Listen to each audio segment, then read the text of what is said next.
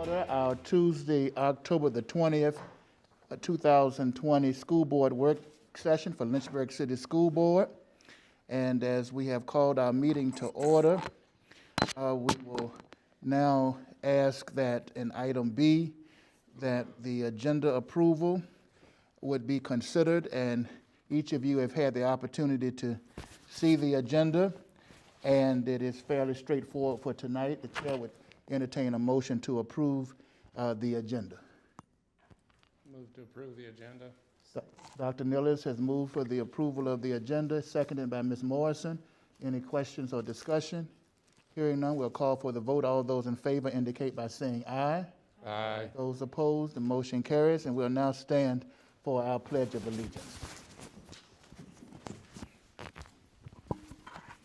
I Pledge allegiance to the flag of the United States of America and to the republic for which it stands, one nation, under God, indivisible, with liberty and justice for all. I want to thank everyone for coming out tonight, viewing us, and we will move through our agenda accordingly. Our first item of business for tonight, under our school board committee reports, and board members, we do try to juggle some of the committee reports within the context of a work session where it may be appropriate. And tonight we have the Legislative Advocacy and Community Relations Committee, which just met, and the chair of that committee, Bill Evans, is not with us tonight, dealing with personal dynamics. And the meeting was very successful, and the chair, Evans, would like us to know that you will very soon be receiving your packets concerning the November the 13th legislative breakfast. And she and the committee have worked it out so that everyone will be involved in some way during that experience as we share our legislative positions to the invited guests and larger community.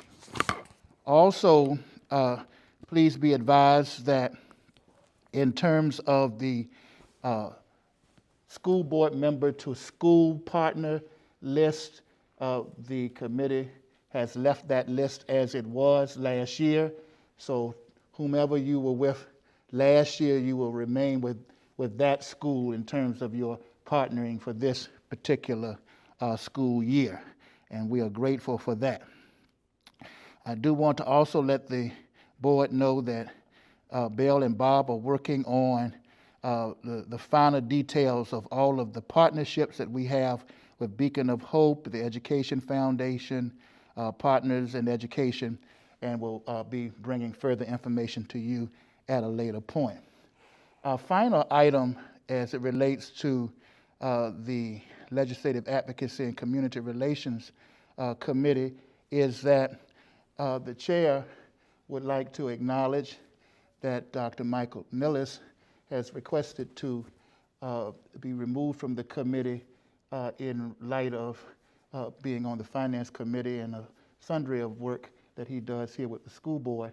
And school board member Kim Sinha has agreed to take Dr. Nilles' place on that committee, leaving us to determine an alternate for that committee. And so the chair would first like to acknowledge that Kim Sinha would desire to take the place of Dr. Nilles. And so let's and the chair of the committee, Bill Evans, says that she is in favor of Kim Sinha to move on to the committee. So I'm just reporting that out. Is there a motion from anyone in regards to Dr. Sinha replacing? I'd like to make a motion. So this is a motion for Dr. Sinha to replace Dr. Nilles on the Legislative Advocacy Committee. I would like to do it that way and then discuss the alternate second, unless we would like to do it differently. I'd like to make that motion. Okay, so Dr. Brennan is making a motion for Kim Sinha to replace Dr. Nilles, who has asked to be removed from that committee. Are you seconding that, Ms. Morrison? Ms. Morrison is seconded. Is there any discussion or question on that? Hearing none, all those in favor indicate by saying aye. Aye. Those opposed, motion carries. And so now we simply need an alternate. Is there all of us are involved in so much. Is there anyone who would like to serve as the alternate for the Legislative Advocacy and Community Relations Committee, which is doing such a great work here amongst us? You would, all right. Very good. All right. Is there anyone else? Then let's do that formally, I suspect. We have a motion for Ms. Morrison to be the alternate. So as the sole member of the Legislative Advocacy Committee here tonight, I'd like to accept Ms. Morrison's request or volunteering to be on the committee as an alternate. Okay, thank you so much. Moved by Dr. Brennan, seconded by Ms. Carter, that Ms. Morrison would serve as the alternate to the Legislative Advocacy and Community Relations Committee. Any discussion or question? Hearing none, all those in favor indicate by saying aye. Aye. Those opposed, the motion carries, and we appreciate that. And thank you, Dr. Nilles, for your ongoing support and work regarding that, and that works well. Okay. All right, we will now move on to the next item of our agenda, which is D1.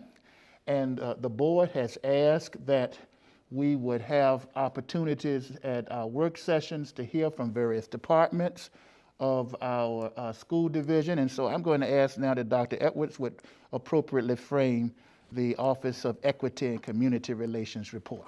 Absolutely. So what we wanted to do starting at each work session was bring the director and possibly members of those departments who you may or may not have seen or know. And as I was told, we got like 3 to 5 minutes of a quick update of here's who we are, here's what we do, and here's how we're here to serve. So the first office is the Office of Equity and Community Relations, which is newly named this year and newly formed. So I will let our director, Ms. Ethel Reeves, talk to you a little bit about the department, who's in it, and some of the wonderful things that they do. Good evening, everyone. As she stated, I'm Ethel Reeves, Director of Equity and Community Relations. I'm excited about not just the name, but my team, and we are that. The team consists of Cindy Babb, who's Coordinator of Communications, Zebia Christian, who's here with me tonight. She serves as the Division Family and Engagement Liaison. Austin Journey, who you've seen, I'm sure, in this room helping set up things, is our television media specialist. Someone you may not see is Scott Kirkwood, who's our webmaster, who does all things great with our website. And then Barbara Saunders provides some clerical support. I do share her with other directors in the superintendent's office. So that's our team.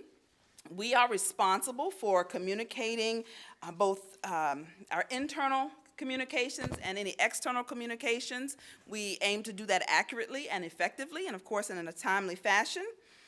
In Zebia's role, she is engaging the community through our partnerships and the Partners in Education program, as well as that board. We also do that along with the Lynchburg Regional Business Alliance. Our team works with our school employees to meet the needs of our students and families. So we're often out in the community helping make sure that whatever the schools are needing or they're telling us that they need with regard to our students, that we are also using our resources. If we're not ourselves going and making things happen, that we're using our resources to make those things happen. The equity side of our team, you'll get to experience some of that tonight. It is very exciting to have the conversations, to create the safe spaces, to engage, especially in the times that we're living in, about those things that will allow us to educate all of our students and to provide opportunities for all of our students and our families. Any questions?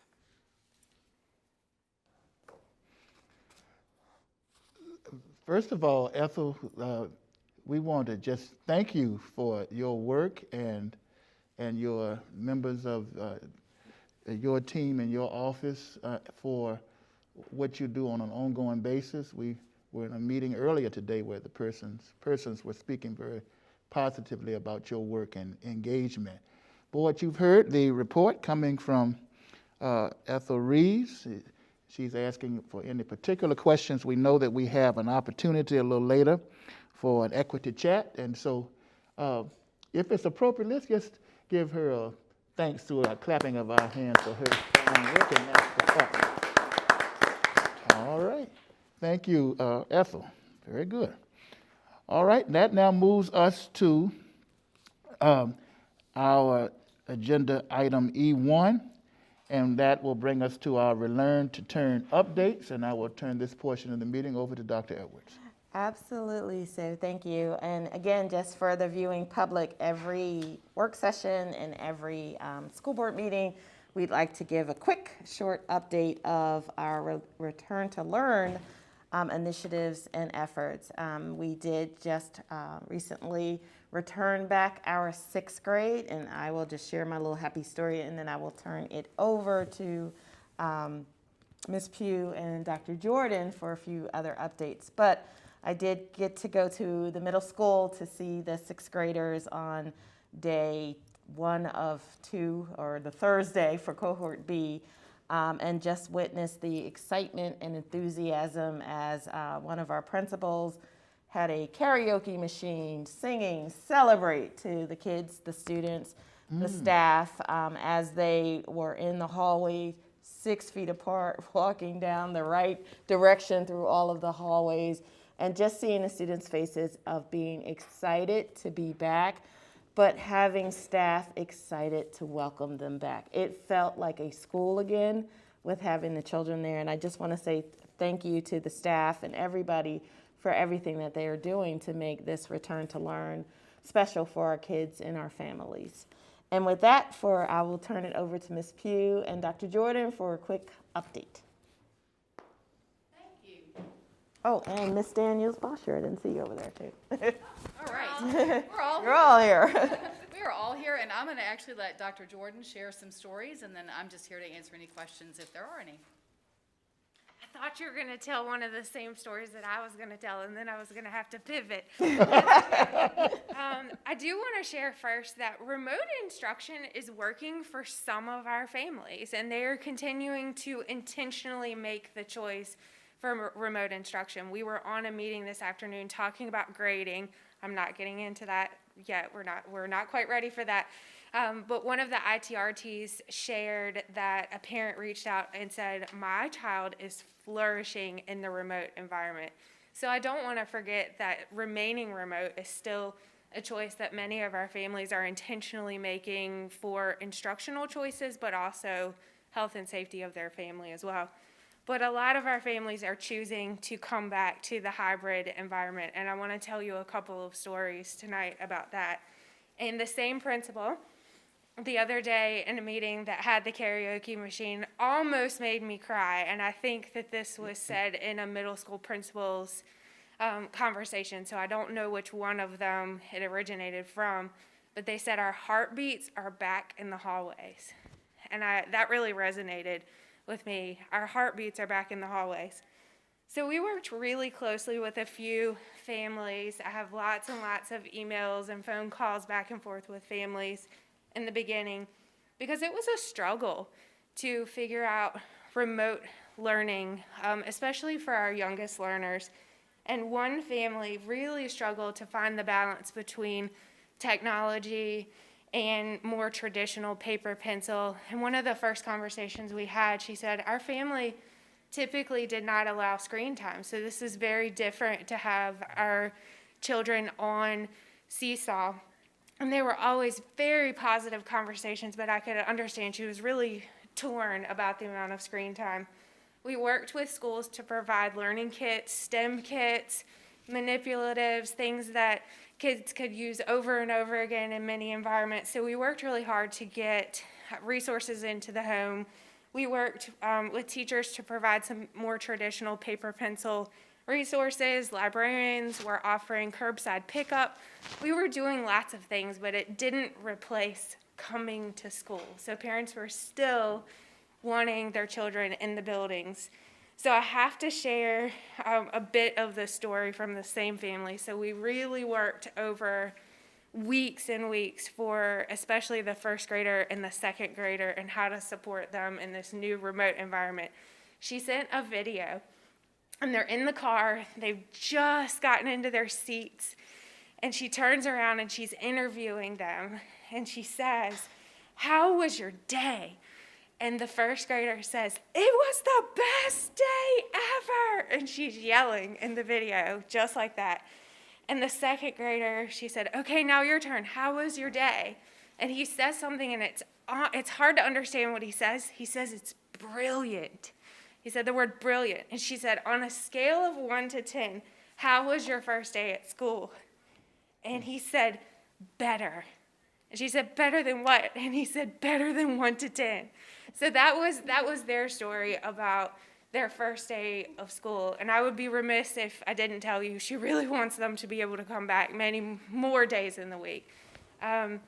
Another middle school parent we worked with, and I would just say it was the transition to 6th grade is huge. Having 7 classes, managing 7 different Google Classrooms.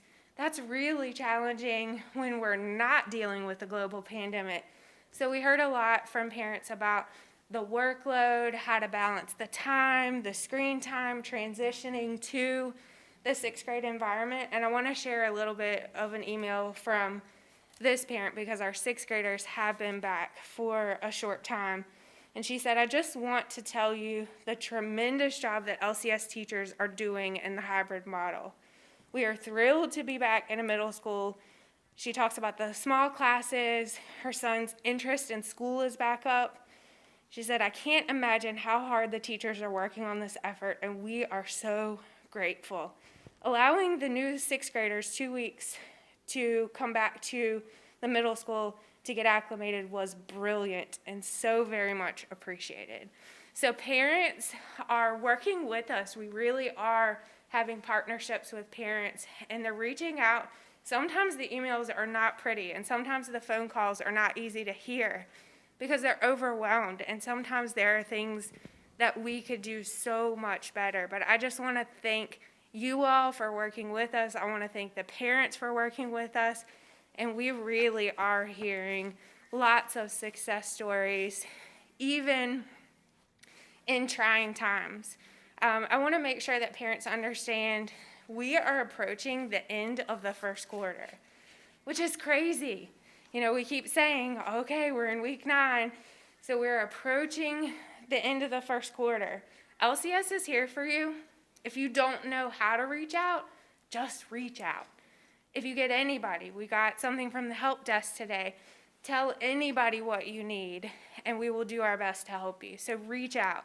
Reach out to teachers, reach out via technology, and we'll do our best to help. One thing we need people to understand is school is required right now. Attendance count, grades count. Missing work will negatively impact grades. So unlike the spring when we had choice board work, if students are not completing work, we really need to make sure for mastery, for skills that build upon each other, foundational skills, we really need to make sure that students are completing the assignments. As students come back to hybrid, you get 2 days in the buildings right now, but you still have 3 days of remote instruction. That's very important. We have teachers who are still offering Zoom opportunities, checking in via phone calls. Please engage with those type of opportunities. They're optional, but they're definitely recommended. Any questions for me about the stories or the information that I just shared with you? We just want to tell you, thank you, Dr. Jordan, and the entire team for what is going on behind the scenes. A lot of times people are not aware of the great lengths that persons are going to engage students and families. Dr. Gupta? I just wanted to echo what you're saying because I'm seeing a lot of buzz. I live right across from Heritage. So it's good to see cars coming. It was very exciting to see cars lined up to pick kids up at Heritage Elementary. They were lined up from front of the building going to the back of the parking lot. It means families are getting re-involved in the school system. So that's what was very heartwarming to see. So thank you. Thank you, Dr. Gupta. Any other member of the board like to comment on this portion? All right, Dr. Jordan, thank you.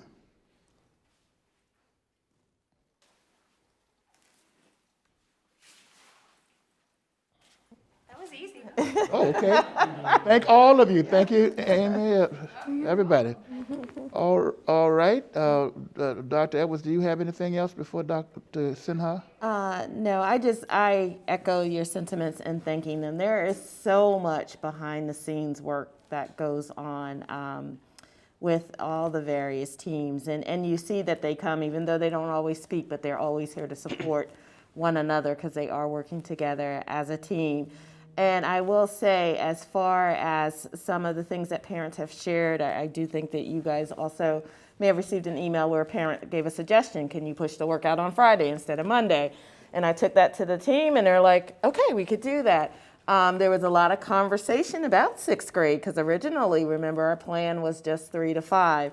And then we took it to the team and they said, okay, we can figure out how to make this work for sixth grade. So I really do want to thank them. I applaud them for their flexibility and leadership because they are listening to families and they are trying to make adjustments and make the best decisions possible.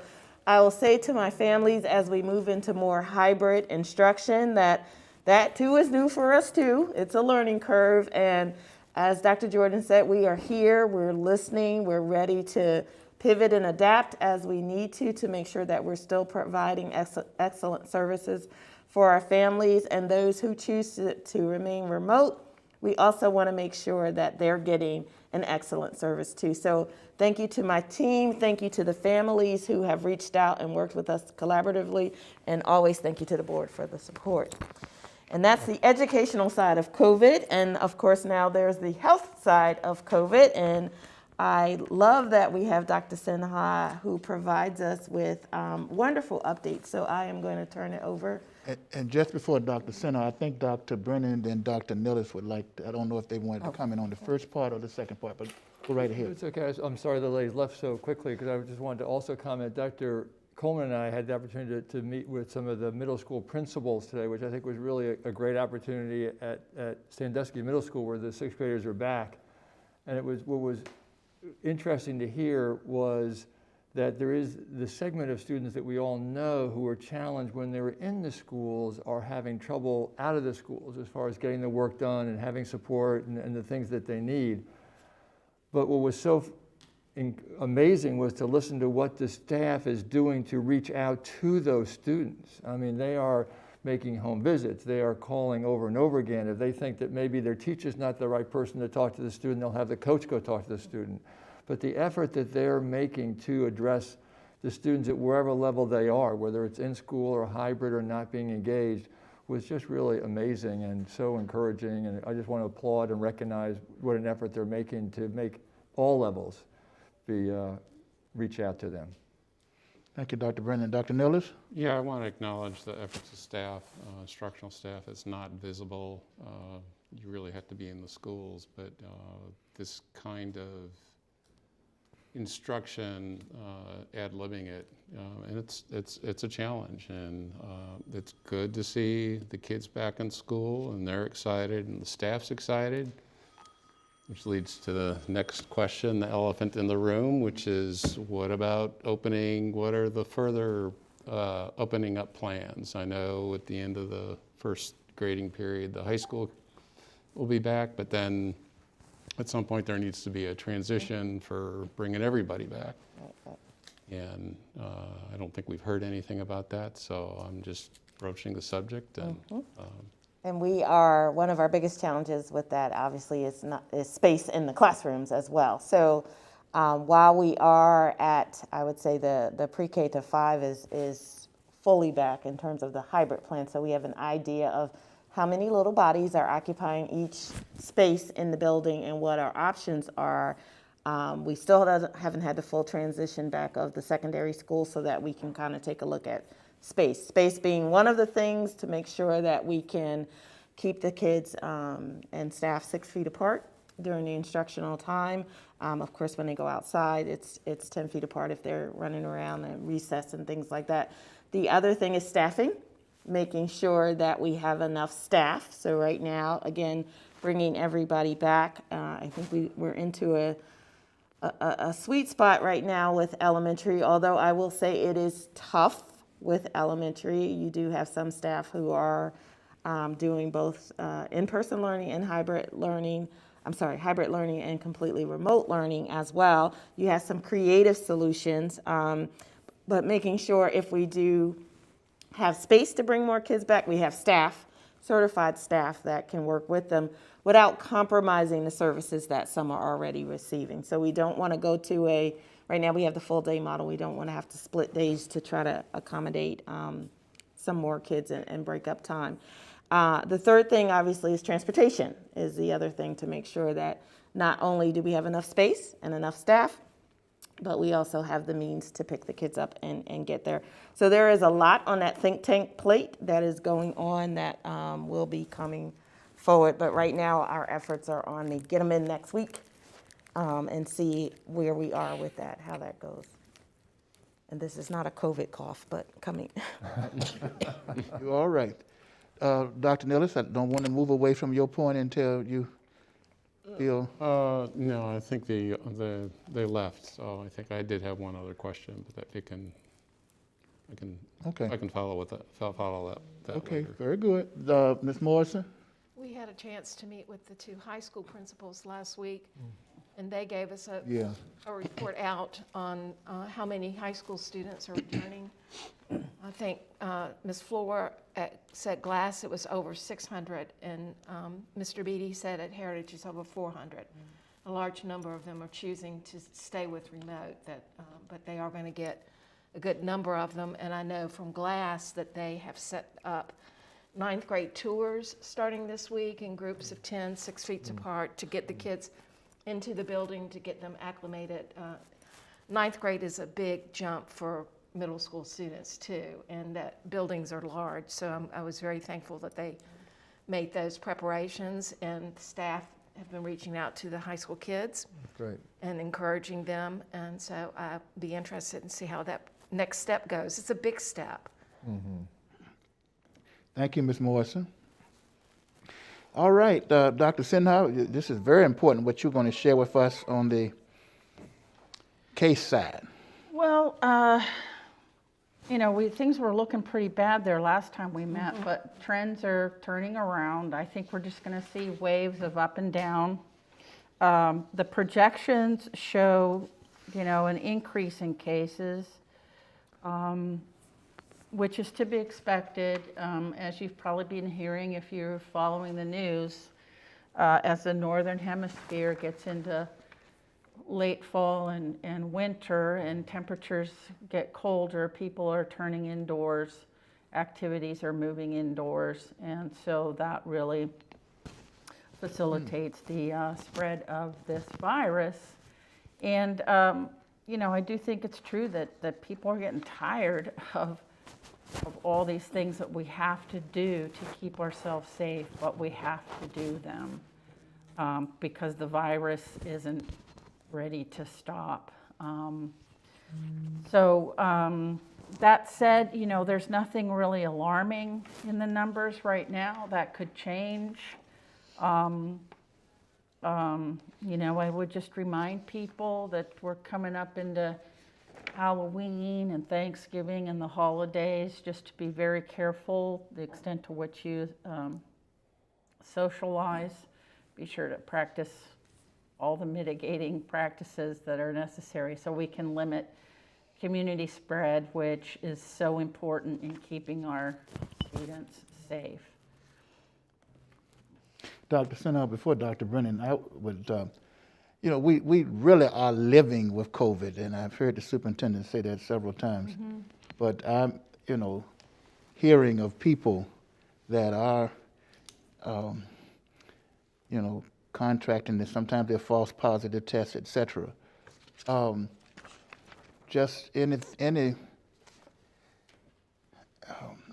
thoughts about you? So you're saying that the trends are stabilizing and not going up? Unless we would see a real steep surge, I don't think that there's anything happening right now that would prevent us from moving forward with our plan to go with hybrid.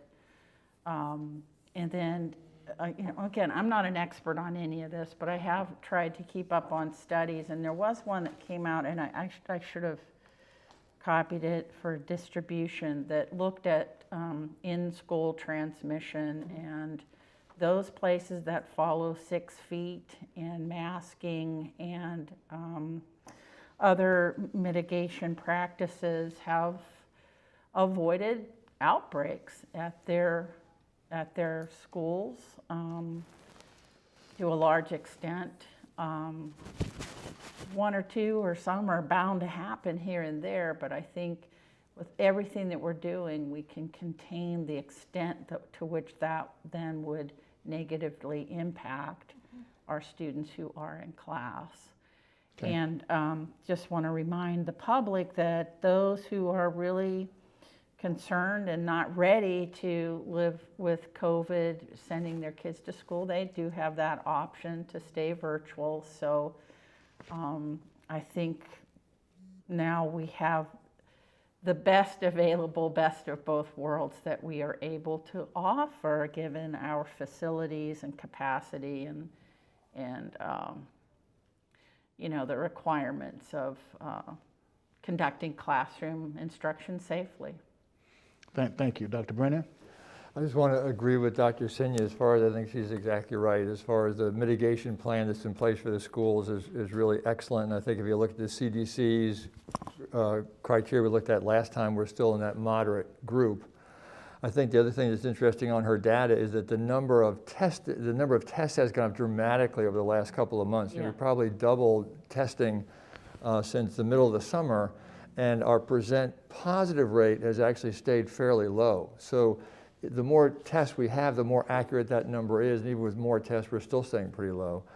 And then the last thing, as I saw a breakdown of these numbers, which unfortunately are increasing, as you said, and some of the increases, unfortunately, are in the surrounding counties. That actually, Bedford County has had a significant increase in number, and Campbell County, which has a very small number, has had increasing numbers. So, as you have said, it really is a community problem, within the city and the surrounding area, and all of us need to keep doing the right thing to keep it under control. But I think within the schools, the mitigation plan has done well and has been shown at other schools that it does control outbreaks. So we will have a case. We have had some cases according to our website, but I think that as far as transition within the schools, we're doing a great job with that. And just add, it goes without saying, but needs to be said, I guess, that do not send your kids to school if they're sick. Right. If they are showing any symptoms, even if you're not sure it's allergy or you think it's just a common flu, do not send your kids to school sick. Because all this effort, everything that's been done, the tremendous amount of resources, all the work that from facilities and maintenance to teachers to everything will be for naught if kids are sent to school sick. So please don't send them to school sick. There have been cases, Wisconsin was having some issues with that in their school district, so we don't want to go down that road. Well said. Well, thank you to Dr. Sinoff for your report, and thank Dr. Jordan and others earlier, Dr. Edwards, and I suspect from listening to the board that a part of what you will do anyway each time is to give us any further details about the potential of moving forward. I like the pace that we're moving, and of course we'll see what happens next week with the coming of our next crowd and kind of go from there. But thank you, Dr. Nillis, and around the table for all of your questions in which we seek to answer to the best of our ability. All right. And that's appropriate music to move us to the next item on our agenda, which will be E2, the school board goals, norms, and protocols. And so, board members, please pull up or out. You should have a hard copy as well as on board docs. You see a copy of the school board norms and protocols. And this is before us today for discussion, and it will be on our agenda for the November the 4th meeting for action. And these norms and protocols, in a sense, help establish the governance culture for the board. And we'll be talking more and more about that and continuing as past chairs have done to make us aware of what those norms and protocols are and to make sure that they become a part of the culture of how we operate. And so during our September the 18th governance session with our VSBA staff, we were able to look through the document. And Ms. Day has prepared, as I just stated, a copy for you. You should see in I like to call it yellow, it's highlighted, whatever the color is. You'll see some of the insertions that were made as a result of our collaborative discussion on that day. And so you will notice where that occurs. Everything else is the same that we have had in the previous year. So we wanted to have some discussion on that today in terms of what you have before you.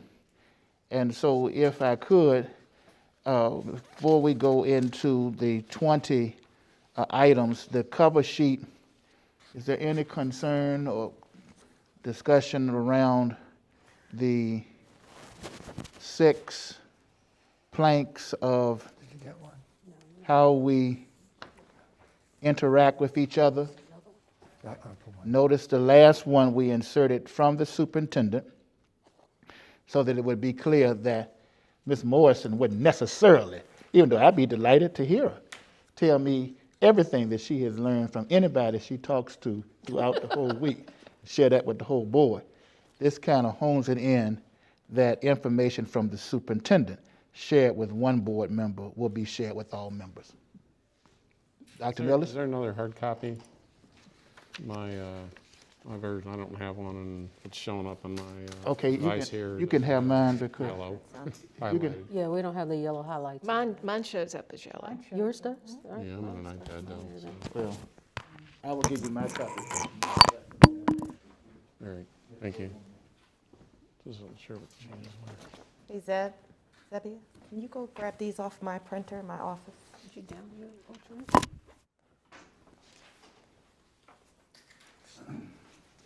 So then, until we can have some additional copies, I was having difficulty with mine with the yellow on the sheet as well, but I have hard copies. Anybody, any statements on those first 6 statements on the front page? All right, and if you want to come back to it, you can. Now, under 1, we agree to the following protocols for 1 is developing the board agenda. And I do want to think, it seems like to me, things are just moving along. I know under Chair Morrison's leadership and Chair Nillis, we were moving in a direction of helping engage more of the board in the development of the agenda. And Dr. Edwards has taken us to another level because now we have agenda prep. And then after that meeting, the chair and the vice chair meet. But we just wanted to make sure everybody, inclusive conversation, feels good about how the board agenda is developed. We've discovered that with our work sessions, that from time to time, during work sessions, we have voted on some very important matters, return to learn, et cetera. So the work session agenda needs to be able to be properly vetted and thought through as well. So the current language doesn't necessarily speak to the work session. And so all we did in the September the 18th piece was add all board members are able to see the agenda as it is drafted. So that is what you have before us. Now, you all will just have to count it to my computer because Ms. Day printed out something that I took a stab at some language. You probably will not be able to read it because it is very, very small. But what I have done, this is just a suggestion. And so I really will only read it when someone would say they would want to hear it, but it's a suggestion that could maybe give us some language to think through how item 1 addresses both the school board meeting and the work session within the context of the month, and how our agenda prep meeting, in which the chair and the vice chair sit in, will then be an opportunity to discuss not only the school board meeting, but the school board work session, so that all of that would have been properly discussed and inputted prior to. Dr. Gupta? You know, what's happening now is very impressive, and I give credit to Ms. Day. She's on top of communication. She sends email for the draft agenda. So maybe previously, that's where the bottleneck was. Okay. So kudos to you. Means she even sends emails on Sunday nights. Very good, Ms. Day. If I could steal you from this place to work at our place, I need somebody who can work. No more 7 days. Cheetos. So she sends regular She emails does. now for the draft agenda is posted, I'll make active this day. But if nobody is replying, that's their fault, but she has done her It's work. there. Yeah, so what I'm seeing now is impressive. And Dr. Gupta, speaking to what you just stated, I don't know if Dr. Edwards and Ms. Day would like just to make sure that the board is aware of the great benefit we have with board docs now, and how that becomes a very friendly tool to always be aware of what's developing with agendas for school board meetings or work sessions. So, thank you. These are extra copies. I'll pass it. So, Ms. Day and I worked hand in hand, and I think it's helpful for you to understand the timing and the process, and then the things that Dr. Coleman is suggesting might make sense.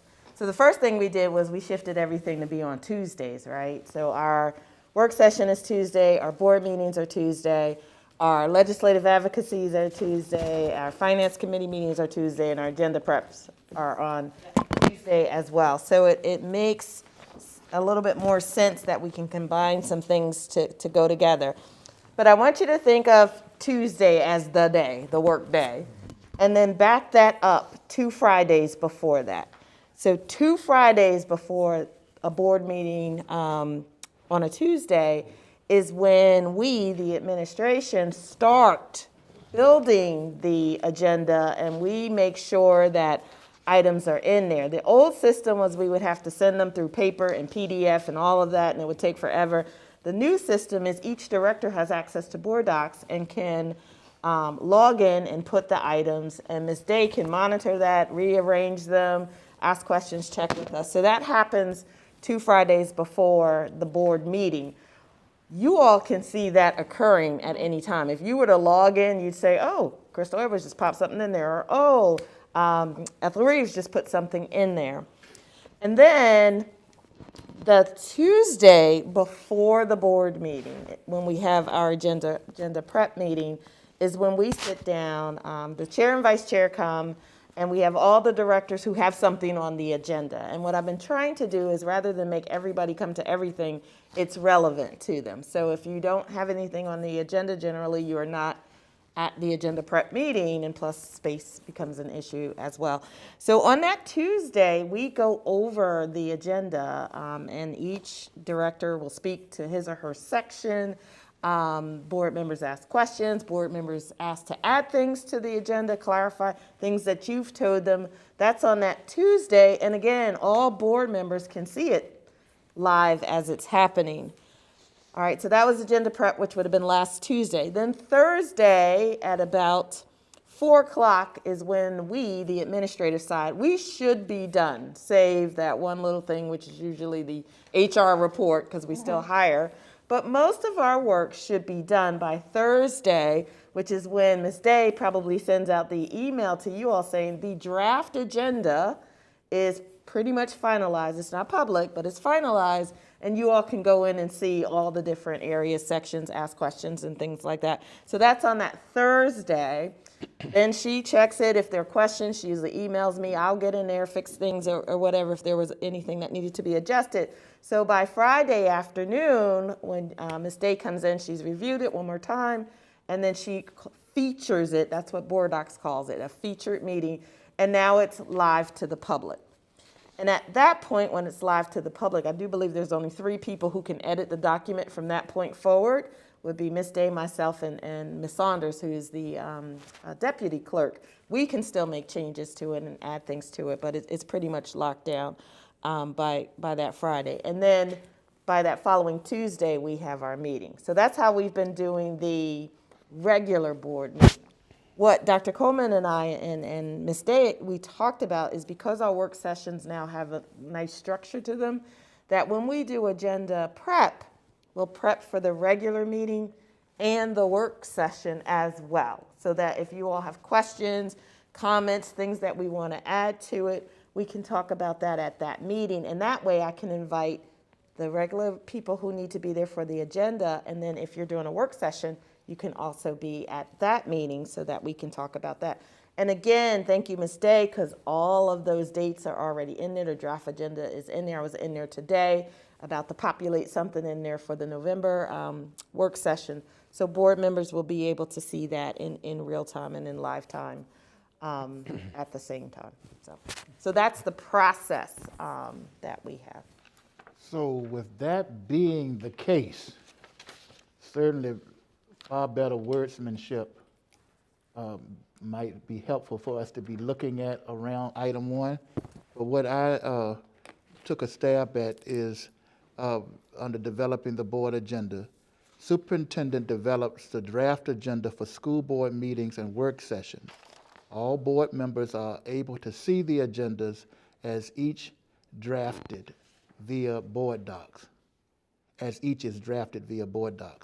Time and consideration. Step 1, the working drafts for school board meetings and work sessions minus supporting documents provided to the chair 1 week prior to the agenda prep meeting for initial feedback. Step 2, the draft agenda with supporting documents provided to the chair for continued review at the agenda prep meeting. And then step 3, the final agenda with supporting documents will be available to the board on the Thursday prior to the school board meeting or work session. And that is, in one instance, changing anywhere we see the word distributed to available, since we're really not distributing anything. We're making it available.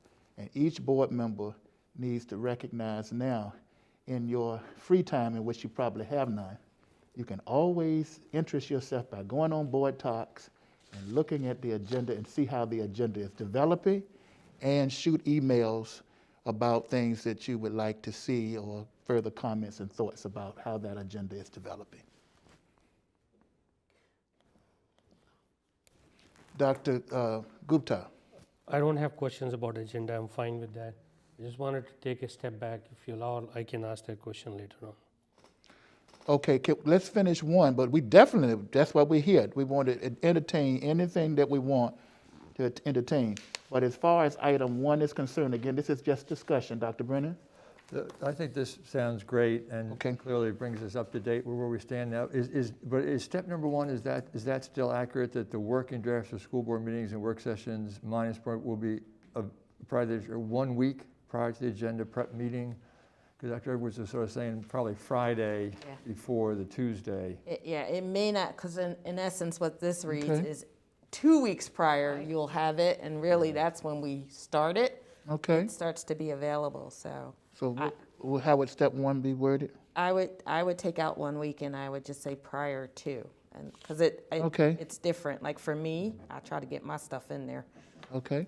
So it would then read, possibly, the working drafts for school board meetings and work sessions minus supporting documents provided to the chair prior to the agenda prep meeting for initial Yes. feedback. So note that, Ms. Day, please. So you'll have all of the rest of the time between now and November the 4th for us to finalize language on that or any of these for that matter. All right? So, having stated that with item 1, let's just do it this way, because I wouldn't want us to just have to go through each. Dr. Gupta, you had a concern. No, not concern, a question. Okay. Very first page, last bullet point. Yep. Information from superintendent shared by 1 board member will be shared with all board members. Number 1, who will share that information? And if considerable work or time is required to generate data, the full board must endorse the request. I can, Very, very good question. You wanted further explanation of this in terms of, who will share that information with all board members? And then the second question is, chair and vice chair are one of the 9 board members. So if you share something with the chair, does that rule apply? That he or she has to share that with every board member? May I? please. Okay, so from my end, anything that I am sending, it's usually coming from me or authorized from me, by me from another central office staff member that would be sharing information with you all. So you'll see I sometimes give you an update on things. I'll send you an email. Information, obviously, in my weekly newsletter is going to all the board members. On occasion, a board member will ask a question, then I will reframe it back that says, a board member asked, I thought all of you might want to know, that kind of information. So information that's coming from me is being shared with all of the board members. Even with regard to, and I thought about that too, Dr. Gupta, when I was reading those bullet points, even as the agenda is shared with Dr. Coleman, let's just say it's a week earlier, it's in board docs. Right. So it's, any of you can get in there and see what's in the agenda. There's nothing that's being shared with him or the vice chair that's separate from that. The data piece, if it's something that, again, sometimes you've requested like data on certain things and I'm like, oh, we got that, we can just put that together. If it's exhaustive data that we may not have or it might take us some time, that is worth a conversation with the chair. I might say, like, we don't have this data in this format, and I may or may not have the personnel right now to be able to do that. So, but most of that we usually have a group discussion about. And I know I was one of the guys who asked for data and I was told it requires too much time, but what is the board protocol in terms of a board member doing a FOIA? Because any information is under Freedom of Information Act. Means you pay the money for it, retrieving the information. If and in FOIA, we just met on that today, just didn't talked we? about that. First of all, the information has to exist. So we are not obligated to create a record for you. So like if you said I want, and I'm gonna make something up that makes no sense, I want data on everybody who wears blue shoes in this office. That information does not exist, nor am I obligated to take the time to put it together that way. Sometimes information does exist, but not in the way that you, as an individual FOIA requesting person, may want it formatted. If it does exist, I can say this information is available on VDOE website. Here's the log, you can click here. So that's typically how we handle any FOIA request. And then if it really is something that it does exist, and I'll give an example of, but we have to read every email and redact every kid's name, and that's time intensive, and here's the cost associated. Generally, when that information comes to us, the team vets it, the team figures out that there are 1,300 emails that have to be read, and there's this many pages, and it's gonna cost, and we let the person know before we proceed, this is the cost of what that, do you want us to proceed, because it would cost. So again, I'm going back to, I understand what you're saying, because when I do FOIA, I put a cost that if it exceeds that, let me know, and then, before processing the query. But what will be the board protocol in doing a FOIA in case the information requires time and they are willing to pay for it? No, I have to ask Hope about that. I know. Yeah, I think that, Yeah. You see what I'm saying? Come on, board member. From a board, yeah, I got you. But let me just state, this is one of the reasons why I did not want this to be an action item for tonight. Dr. Brennan, you raised a very interesting question. Dr. Gupta. Dr. Gupta, excuse me. Dr. Gupta, you raised a very interesting and powerful question, and we just had a part of the legislative training dealing with FOIA material, and we need to contemplate that. That's very real, Dr. Gupta. So I just want to make sure that team, we have that down, and we will look into that and That's cool. bring something a regard to FOIA requests from board members and the appropriate protocol. Thank you, Dr. Gupta. Mr. Harvey? I guess my understanding about this would be if board member asks a question, and Dr. Edwards says, that's a good question, but, you know, it's gonna require a lot of time. Is it just a single board member wants some information, or is it the entire board? So in that case, I would understand that, you know, maybe Dr. Edwards would contact the board chair would then poll the board. If there's enough members of the board that are interested in it, then that would be an assignment that we would ask to have that information compiled. But if it's not, the board is polled, we're not interested in it, then there's nothing to prohibit any member of the board to requesting a FOIA, the way I understand it. So you could do it as a citizen, That's what I was Right, thinking. yeah. and at that point, the rules of FOIA would apply, Right. you would have to pay, et cetera, et cetera. So I think we just might want to be a little bit more clear about the if considerable work or time is required, and spell out how that would be done, if that's going to be the responsibility of the board chair to poll the board, or is it going to be, has to be done at a board meeting and an official vote taken, or whatever else. I think that's where you need clarification. Because what happens is the word is significant. So right now you tell me it requires significant work and go away, I go away. But when I do a FOIA request, then you got to give me the breakout of the cost. Right. Breakup of the cost. So then it becomes a legal matter. And then if you meet those thresholds of cost, then you got to provide the information. You know, so what's significant is $5 significant, is $20 significant, is $2,000. So what is that significant, amount of time and money required? And that threshold is not clear here. And I know it's very difficult to put it down here. That's why I said if somebody wants to do a FOIA, will they be allowed? They'll turn into a private citizen at that point. And just so that for the viewing public, yes, you can say if it's significant and it takes time, but those records must exist. So sometimes we get FOIA requests for records that don't exist, we don't have, and people are like, but I'm willing to pay you to create it and do it, and that's not a public record that we have created. So, and that's for the public, not for you, Dr. Gupta. I know you understand that. I can give you the example, or later on, but what I'm talking about, where I was told that you require significant time and effort. So. Dr. Gupta, thank you for bringing that up. We will certainly, I think our protocols will be enhanced with detailed information. Thank you, Mr. Harvey, for your insights as well. Anyone else? All right. Thank you. I do want to acknowledge that under item 7, where it says regular updates, it is suggested that we would change that to weekly updates, since that is the language that Dr. Edwards is using, and that was done because it was still stating language that the previous superintendent was using in regards to communication.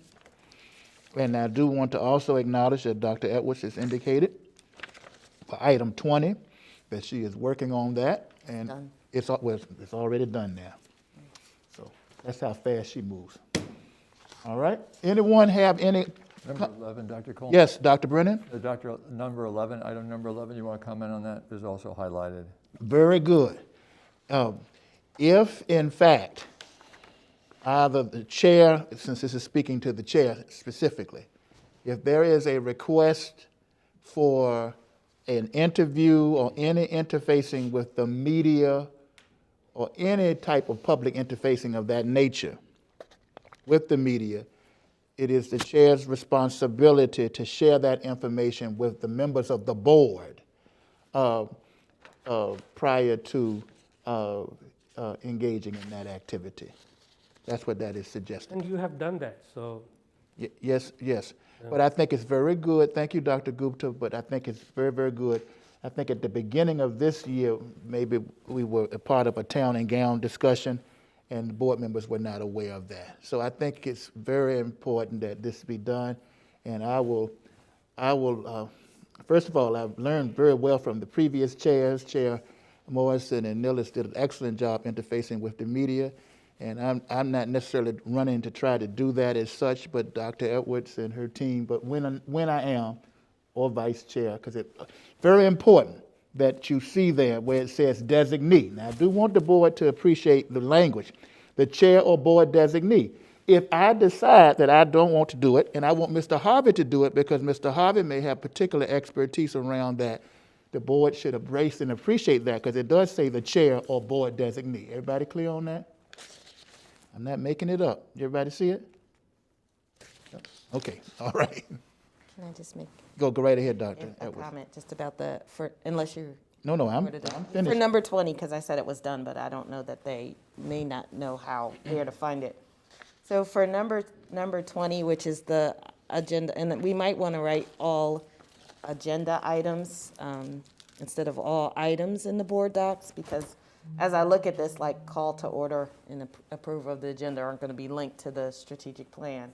But if you're open on board docs right now, if you go to return to learn and you click on that, and you look in the center where you see agenda item details, you'll see the date, agenda items, return to learn, public information, and then it says goal 1. If you click on that, it's going to ask you, do you want to go to that goal? But it has our goal listed, which is the student growth and development, student growth development and success goal. It also has the rationale for the goal and a lead-in for what we're going to do next, because we're going to have an equity chat. It has the equity habits that we should be practicing in order to achieve that goal. Cool. So, Dr. Gupta? I like it, and I hope we can tie the budget to it too, as we move forward. You do zero-based budgeting? the fiscal goals are on there too. No, but if I'm spending $10, which strategic plan goal is going to help us achieve? No, I'm saying just, fiscal is one, but is it helping to reduce the achievement gap? The other things, so. Yeah. And this is another reason for bringing it up, because a rationale could be made that every goal for every goal might be appropriate. And what we were talking about today when we were working on this is trying to choose like the essence of return to learn. The essence of return to learn is more about students, so we chose that. But if you go to the next one where we're starting the equity chat, in the equity chat is equity across all levels, so you will see all 4 goals linked to that agenda item. So, and this is going to be great because you guys can see it in live time. So as we're developing it, if you have a question about, hey, I noticed that you're working on a draft agenda, I see the fund balance or whatever as an agenda item, I see it's linked to this goal. Is it also appropriate to have it linked to that goal as well? And this is Dr. Sinha's bread and butter, so forgive me if I'm wrong. Assessment. Yeah. But closing the loop, so as you're linking the goals with the items, and the assessment later on to see if we have achieved that target, is the loop closed. So that'll be the next stage, but I think I like it personally, what I see. I'm very pleased to hear that. Thank you, Dr. Gupta, for that sharing. All right, Dr. Brennan. Can I make one other suggestion? Sure. I really love that term, that board designee term that we've used one time before. You think in item number 4, responding to staff or community complaints at board meetings, the board does not respond to public comments, the chair or board designee will send a written response acknowledgement. I think we found that it's a nice role for the vice chair to help with those letters, so the chair is doing so many other things. We'd use a board designee. I think it's an excellent, just like we're using chair versus chairman, I think it might be universal to have that throughout the document because it could be a designee for any number of reasons. So, Ms. Dave, please note that if you will, we'll go back and try to put or designee where appropriate throughout the document when it refers to chair. Dr. Gupta. After Dr. Brennan said, something came in my mind on bullet 1 or bullet 2 on the first page. It says chair parenthesis or designee. Here it says chair or board designee. I'm assuming the meaning is same, so it's the designee appointed by the chair, not by the board. Right. So should the wording be chair parenthesis designee? So it's the designee of the chair, not the designee where you take a vote from the board members. Sure. Very good, Dr. Gupta. I don't know, English is my second language, but You're doing great, man. So noted, so noted. Thank you. Ms. Day has that. Okay. All right, well, I am thankful that we have had a robust discussion around the norms and protocols.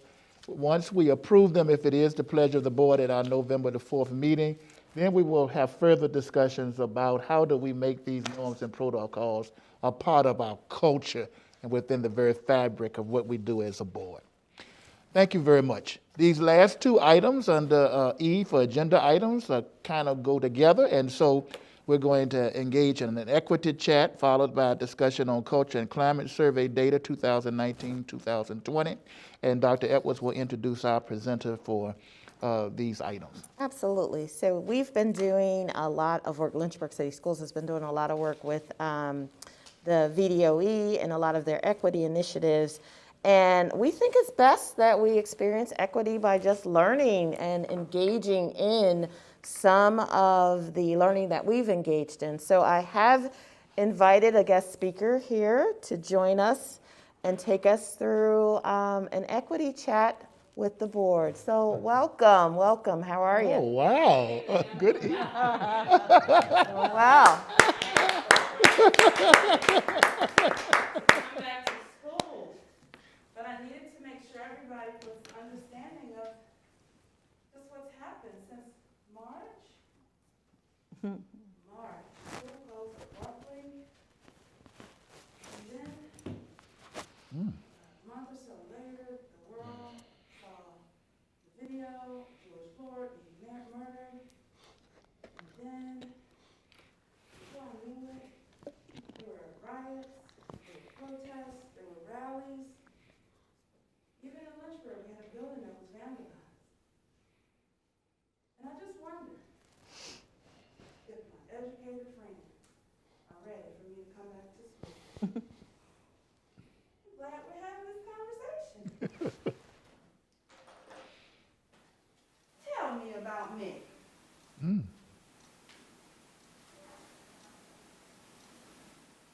Wow. I'll wait. What do you know about me? I just walked into your classroom. You have a colorful dress on. Yeah, you are a Steeler fan. I'm a fan of the right football team. I know how to pick a winning team. That's good. This year,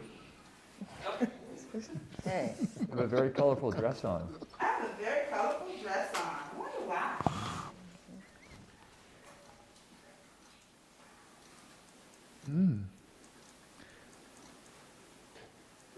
I bet it's a special dress. You get a special dress. How special? Special enough you bring it into school, you wear it to school. Special enough that I wear it to school. Okay. representing diversity of colors or inclusion of colors. And Represent diversity of color. Is it a ceremonial type dress? Is it a ceremonial type dress? Possibly, but no. Could be. What else? I Yeah. see you're ready to learn. You got markers in your hand, so Markers in my hand. your tools are right there to learn. Came ready to learn. You're a spiritual person based on your t-shirt? I'm a spiritual person based on my t-shirt. Or you could be not so Or not. spiritual, thinking God is the opiate of the masses. Or it could be thinking that God is the opioid of the masses. oh, go on, Kim. You're female and African American. Female, African American. Maybe you didn't wash your hair today and that's why you're wearing a hat. Lady, I didn't wash my hair and I'm wearing a hat. You appear to be very neat and organized and well prepared in your presentation. I appear to be neat from down there. Reality is, we don't have any power, so my skirt's all wrinkled up. Oh, What else? You're breaking school rules. Ooh, I'm breaking school rules. Yes, ma'am. You have on a hat. I have on a hat. You have on sunglasses. I have on sunglasses. You have God on your shirt. I have God on my shirt. I can't wear God on my shirt.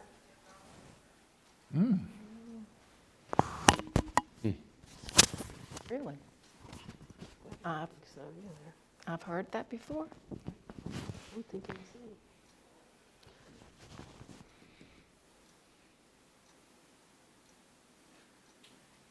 What else?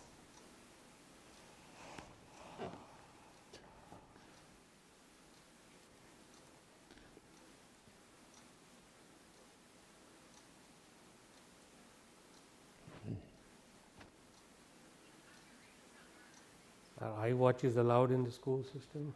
Yeah. And you have cell phone? iWatch is allowed, we have a cell phone policy?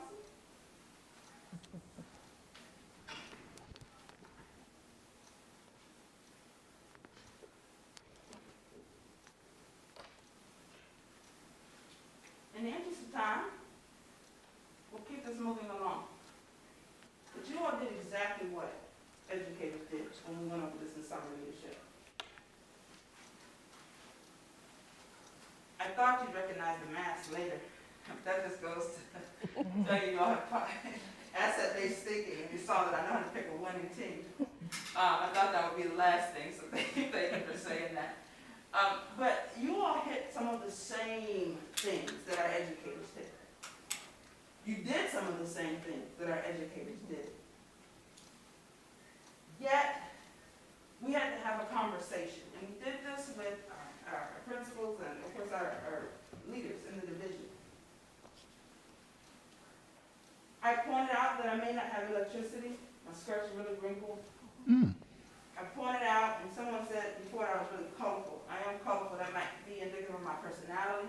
I say me, the student. I might have some issues with my hair, could be undone, could be dirty. No one noticed that or maybe you did, you didn't say it, I have on red, black, and green sunglasses, which are violation of school rules, the sunglasses part. But they could represent, in the era that we're living in, pride. The red representing the struggle of the blood that was shed in the African American community, black being strength and green being the land. Fertility, growth, same thing with the skirt. I didn't buy the skirt for that reason. I wear the skirt quite a bit because it's long and it has pockets. Women can relate. Pockets work. Pockets matter. The hat, interestingly enough, no one said anything about the LGBTQIA+ community. How many were thinking it though?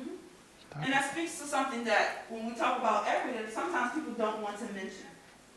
Interestingly enough, those in the trainings who did say something about that, I said, wow, is it possible though that I just like bright colors? The reality is, it's a hat that was given to my mother when she was diagnosed with cancer. She never wore it. She didn't. But it was given to her. She didn't go through chemo. And as I was going through things, I thought, do I keep this or throw it away? And it's just a hat that I like. And many times, children aren't representing anything. They just have on things that they like. Sometimes we make a judgment call based on what we see people wearing or carrying. Some will say, she doesn't have any issues. She has an expensive bag. Well, the bag could be a replica. It could have been a gift. Any of those things. What you did was actually go through with me an exercise on our biases, our thought process. Susan, I appreciate you, Ms. Morrison. So you're violating school board policy. I appreciate that because we need people to put things into, create some structure. As we've been going through this, though, we have been leading with care. We have been. So how much does this, my sunglasses, interfere with a child who's been through, and I want to say living through, as we talked about, this pandemic? We have no idea what some of our children are bringing in. The other thing that, and it's gotten a little cooler since I did this initially, but I did this in, I think, end of July, and I had this hat on. Mental wellness came into play. It was 90 degrees outside. Why do you have a hat on? Sometimes children will come in and they'll have on a hat in the summertime, And sometimes we have to understand that they're hiding. My sunglasses could have been a method of me hiding behind something. I had an opportunity to talk in the community with a representative who works with sexual assault, and she shared with me that in July, that the number of children who have been sexually abused had increased at an alarming rate. So here we are, we've opened school, and we've got other things that children are going through and maybe bringing to the table. Some people would say, Ethel, you're overgeneralizing. There are children who life has been great. Mom and dad have been home, they haven't missed a beat, everything's going. And I don't want to in any way neglect or infer that those people don't exist. But I also don't want people to think that everybody has been just life as normal. One of the things that's troubled me is when people die, there have been deaths of parents, grandparents, and people have not been able to get the closure because of COVID. And we have to wonder as educators, what does that do, or what does that mean for, as I reflect on my mother's hat, what are our children facing? What are they thinking? We don't know. We don't always know.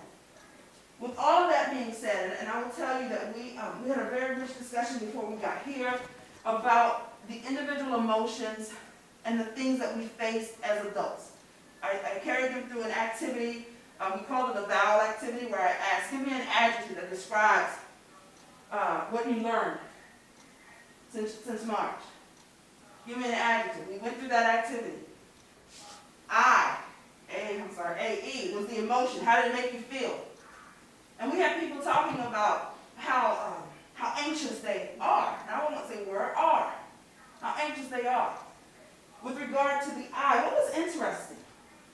Well, what was interesting is that some people came together. We saw different groups of people coming together and saying, wait a minute, we're better than this. One of the things that really warmed my heart was to see students. Students got involved. That's why we have Lynchburg Students Rise. Lynchburg Students Rise. They met with us. They talked with us about the different things that we want to do or need to do to make change. They became stronger. Their voices became louder in a very respectful way. The O. What did you find surprising? Well, there are a number of things that we found surprising. And one of the things you all, I'll tell you, we talk about how educators relate to children, but we also talk about how educators relate to each other. And so, unfortunately, some people began to express themselves on social media. And we had people coming back going, whoa, I've worked with them for years. They've been in my room. They've been in this place. I didn't know they felt that way. And so all of a sudden, people began to become closed. And so when we did this chat, or this particular activity during summer leadership, I asked them, and by the way, the U is the What questions do we have? What do we need to do to move forward? Well, I asked them to do this for me, and I'm going to ask you to do the same thing. Would you cross your arms for me?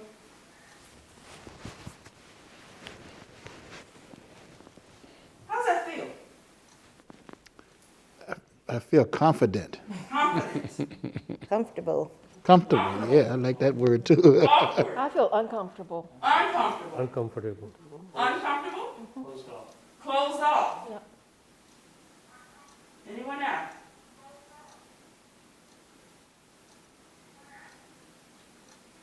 Some of my colleagues said it's a great resting spot. Just a good little place to fold my arms and rest. I saw Ms. Morrison inhale when she crossed her arms, like, finally, I get to pause for a minute. And some people do that. I'm going to ask now that if your right arm is crossed over your left, or vice versa, that you switch it. Oh, you asked me to do this stuff, so you know I can't figure out how to do that. I don't know what I'm doing. My point exactly. I saw some of you. What are arms? Which one is my left? Notice that when I said cross your arms, we just did it. When I asked you to switch things up, it was, ooh. Whoa, wait a minute. And even those who felt uncomfortable initially, did you feel more comfortable when you switched them up? the longer we stay in this uncomfortable position, there are many times that we become comfortable. And so if in this activity we become uncomfortable crossing our arms, something as simple as crossing our arms, would you agree with me that having equity conversations are also a little uncomfortable? I want to ask, if I still have my hat on, I want to ask, if you know, and I've gone through this somewhat quickly, but if you know that students could be in the shape that I'm in today, and let me just pause for a second because let's talk about the shirt. There will be students who wear the shirt. What does policy say? Because Nothing disruptive. Nothing disruptive. nothing disruptive. So a student may be very in tune with his or her faith. We have to make sure that we don't make it a disruption. And I don't say that to put you on the spot, you're not as educated as me. I want you to feel included. You are not alone. And honestly, in one of our sessions, that was a big deal. And one of the leaders said, I can already see the teacher who's coming to me to ask me to go investigate that. And I said, what would you say? Talk me through what you would say to a student who has on a shirt like this. And how uncomfortable is that child going to feel? So it's important that we know and understand our own policies and how we operate in those situations. So here we are, schools now opening. What do our students need? Just from this activity, what are our students going to need? What do they need?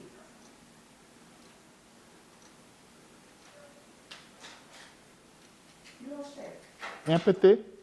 Empathy. Empathy, absolutely.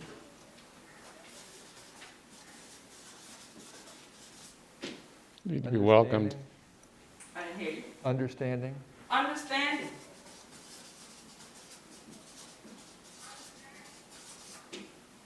They need to be welcomed.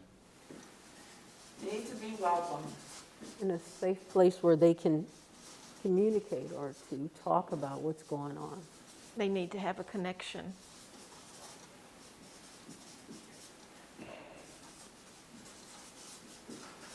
What did you say, Susan? They need to have a connection. Connection, yeah. Safe space to talk. Acceptance. Say a little bit more about that, Dr. Center.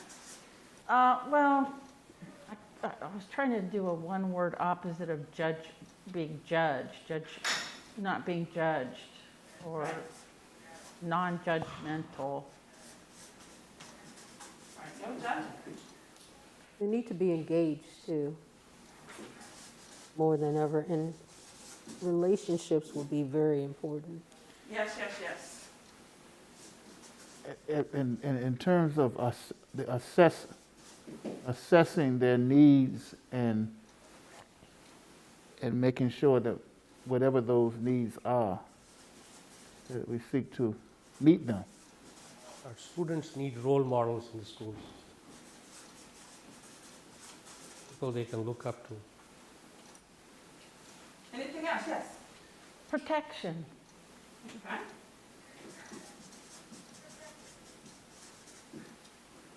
I would say cautious intervention, because I can see the glasses and the hats.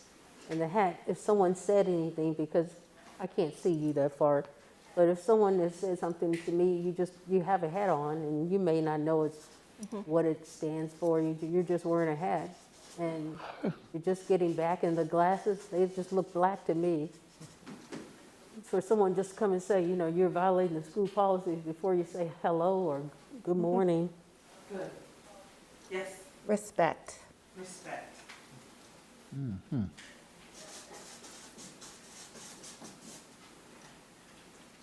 Yes. I think trust, not only to be able to feel that they can trust others there, but to feel that others trust them as well. Awesome. Trust and trust Ed, huh?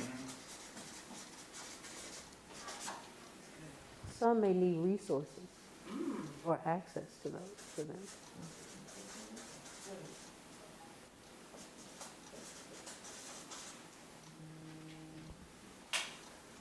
Anything else?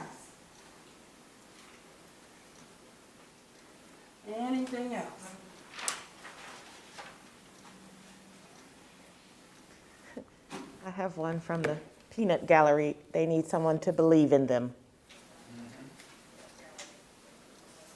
That kind of ties in with the role model. too.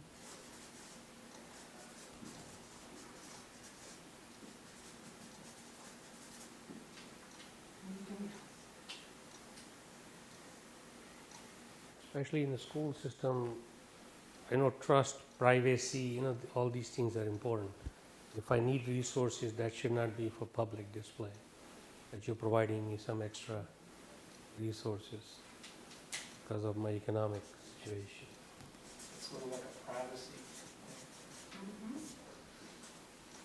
Respect and privacy, confidentiality, Expectations. expectations.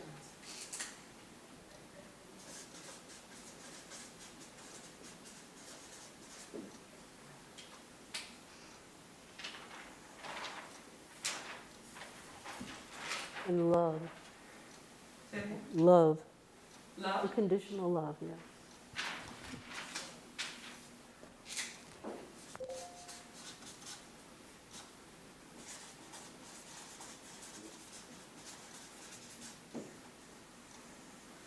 Anything else?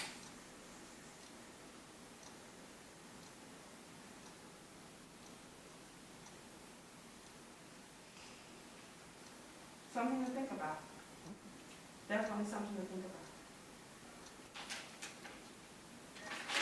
I want you to know that these are some of the things that our leaders said. What do students need? Relationship building. Relationships. Need to be able to relate, share, safe place to talk, role models, someone to believe in them. Need to be acknowledged, respected, trusted. That acknowledgement, even with cautious intervention. Need to educate and explain. Make mistakes a teachable moment so that when they do something that is against policy or they make a mistake, that we use it as a teachable moment and lift them up. Access to resources, internet access, devices, technology, food, mental wellness, transportation, all of those things, but with some privacy and respect there. Support, that we as educators must pick and choose our battles. Be empathetic, creative, honest, where did I write it? Trusting, all of those things. So we have school board members recognizing this. We have our leaders recognizing this. Another couple of topics here. Creating a safe space to have authentic conversations. We need resources, but we need to decrease the silo effect. Who's out there? Who has what? Where do we get it? Trust and honesty. Intentionality, being intentional about meeting the needs of our students. Relationships, student to adult, adult to student, and also adult to adult. Creating a bridge between elementary, middle, and high school. And you all, we need to work to eliminate the isms. What do you mean? One of the things that we didn't talk about, or I didn't mention in this particular setting, many times when we walk in the classroom, all the chairs are exactly alike, much like this room. But what happens to the child that's overweight or who's exceptionally tall? Have we thought about that? Inequities. Growth, you all. This is a time where we need growth, the opportunity to grow. And that comes from taking risks and having authentic engagement. This is what our leaders indicated that we need. This is what we need. We want to work towards, and I'm running all over the place here, we want to work towards undoing, and this is, let me hold it up here.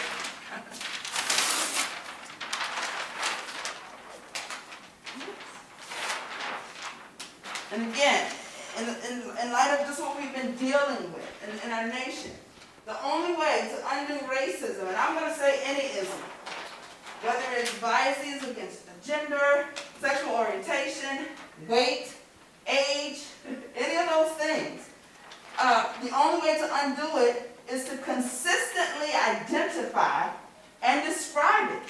What happened? What is it? How is it manifesting? And then dismantle it. We have to be courageous enough to have the conversations.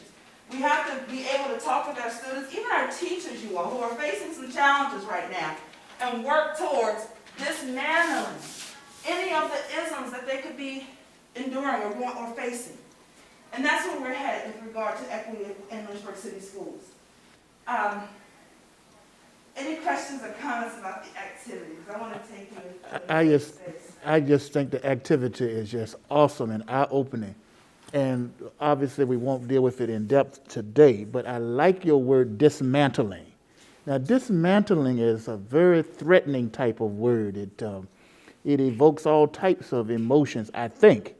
But at the end of the day, if you dismantle correctly and are left with whatever it is that we just said all kids ought to have, then we will really have something.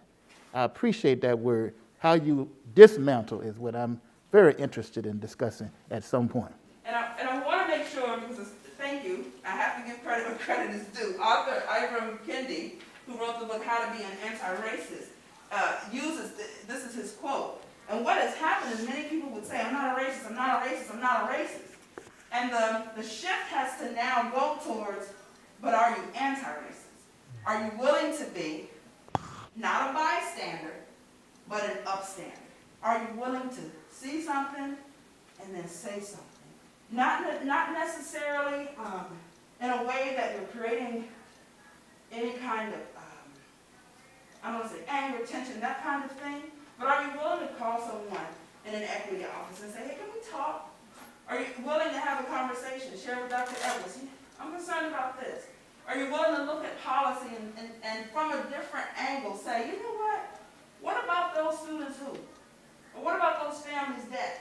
Are we willing to do that? And that's the level of work that that's where we're headed. That's where we're headed. Challenging, yes. Necessary, indeed. We must do it. We must do it. I'm very glad that we have some support, and the support comes from the Virginia Department of Education. I'm going to share with you this presentation.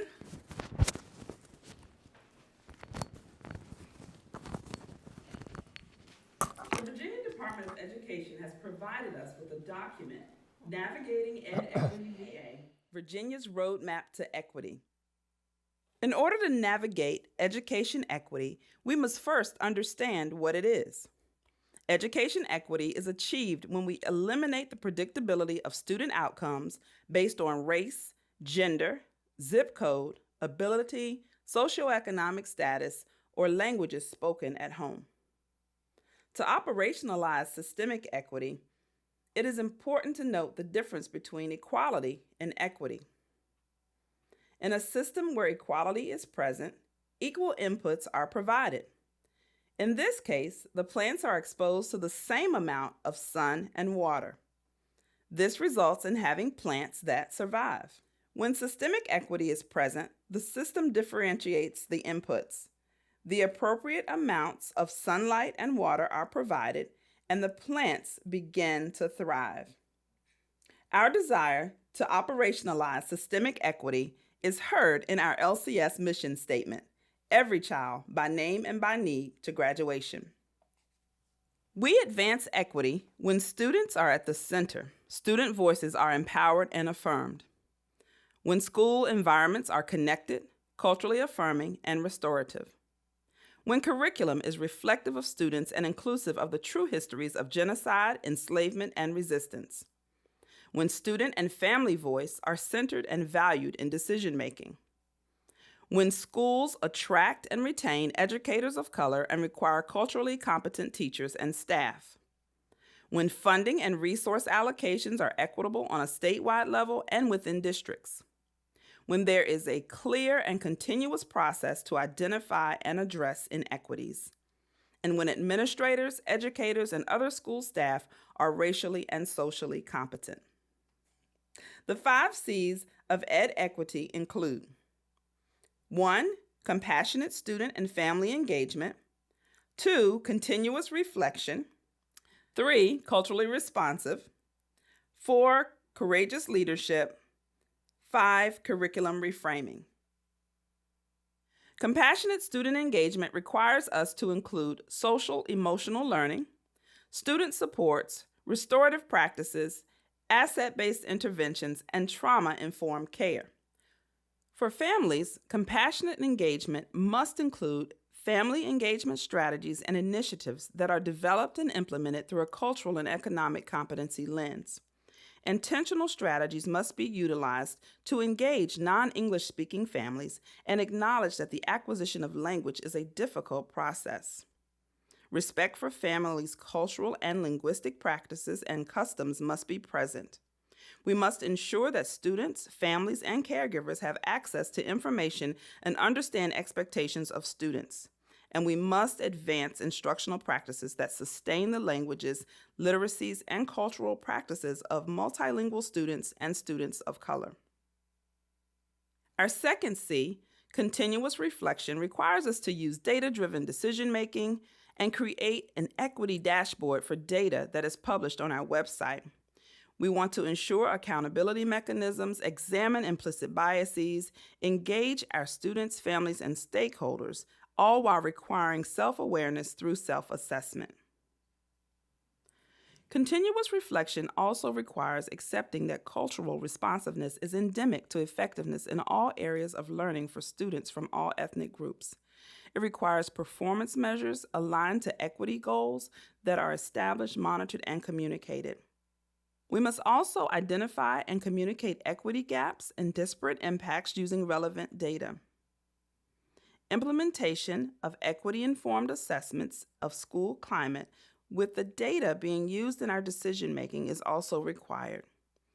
And we must review and allocate accordingly the human and financial resources required to advance equity and inclusion in school communities. Culturally responsive educators is our third C. Here we see that culture is centered as a vehicle for learning. Instruction is tailored to meet student needs. School climate fosters affirmation of all students. Power imbalances based on race, culture, ethnicity, and class are mitigated. Teacher evaluation, educator licensing, and teacher preparation are examined. Staff communicates high expectations for all students. Also, culturally responsive educators see cultural differences as assets. We validate the inequities impacting students' lives, cultivate relationships beyond the classroom anchored in affirmation, mutual respect, and validation. We believe that all students can succeed and communicate high expectations for all students. We engage in reflection of their beliefs, behaviors, and practices, and utilize students' cultures as vehicles for learning. We challenge racial and cultural stereotypes, prejudices, racism, and other forms of intolerance, injustice, and oppression, and we mediate power imbalances in classrooms based on race, culture, ethnicity, and class. Courageous leadership is the fourth C. Anti-racism and equity policy is explicitly stated and published to the broader community. An equity audit is conducted annually and results are published. School division leaders promote diversity and cultivate responsibility for equity, and equity goals in strategic planning are explicitly stated. Resource allocation advances equity goals. Courageous leadership also requires leaders to make inequities visible, to disrupt discourse, practices, and policies that perpetuate inequities. We must reimagine new ways to engage and co-design with communities so that each child and adult learns, thrives, and experiences a sense of belonging. We must encourage programs that support multilingual language and literacy development. We must normalize conversations about race, racism, and inequity. And we must support teachers and building level administrators in efforts to address equity and racism. The fifth C is curriculum reframing. Our curriculum must be audited for cultural and ethnic inclusivity. It must contain culturally relevant content and pedagogy and be aligned to deeper learning. We must use high-quality instructional resources and embed student voice. Curriculum reframing requires us to ask these questions. Are diverse groups from all rings of culture represented, validated, and affirmed? Are diverse ethnicities and nationalities authentically portrayed? Are there diverse family structures? Are differently abled characters or characters with disabilities represented? Are stereotypes and perceived deficiencies of historically marginalized or oppressed cultures avoided in the narrative? Are female characters shown in a variety of roles?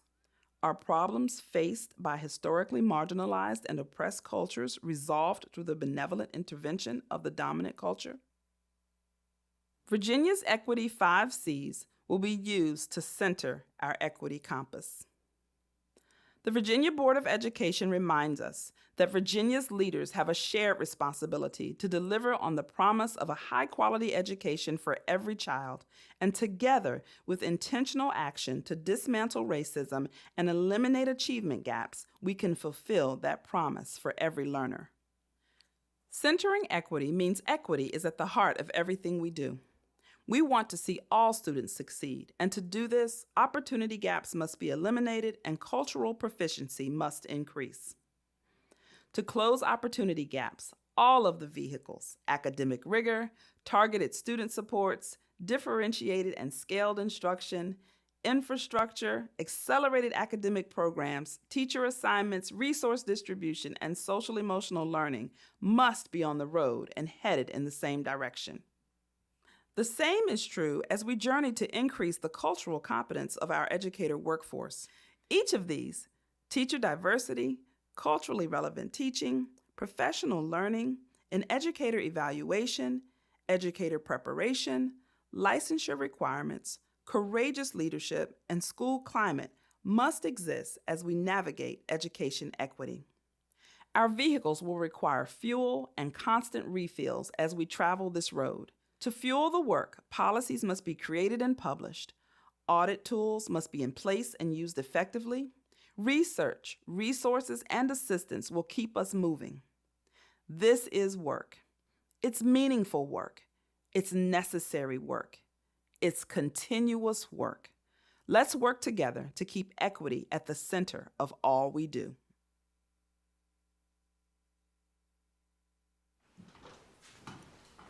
Thank you. And all credit goes to the Virginia Department of Education, particularly our State Superintendent, Dr. James Lane, and Leah Walker, who have been working on that, meeting with the equity officers throughout the state and getting our input until this document, of course, could be presented.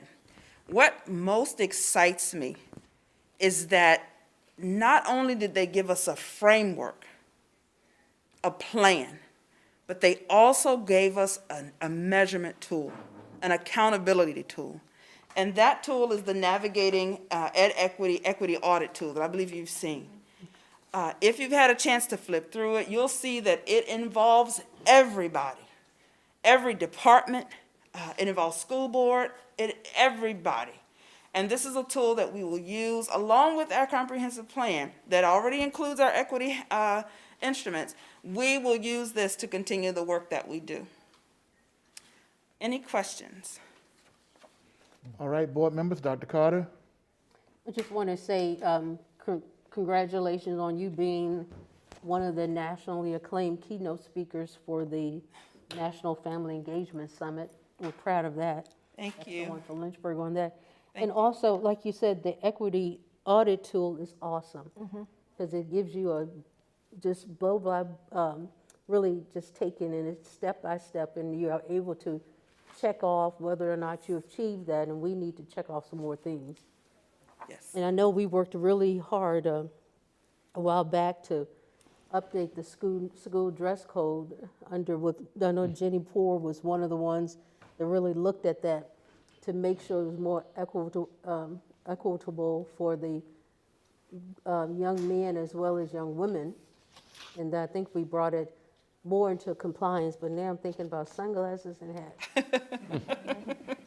That was just an example. Sunglasses and hats. So I think, but we need to be constantly looking at this, continually looking at things like the MOU that we're going to look at in November, and not just let it sit there on the shelf, but really look into it. Are we doing all we can to address some of these?